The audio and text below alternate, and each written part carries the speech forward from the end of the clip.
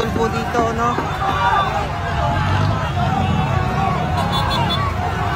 Ayan po, no? Inaano na po, sinusugod na po nila.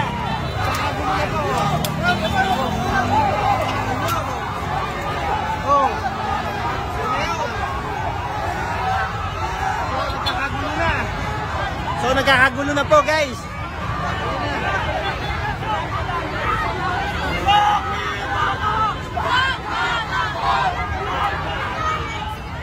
So nabuwag na po yung mga pulis ng mga tao. So hindi na po talaga kaya ng mga pulis yung tao dito, guys, yung galit ng tao.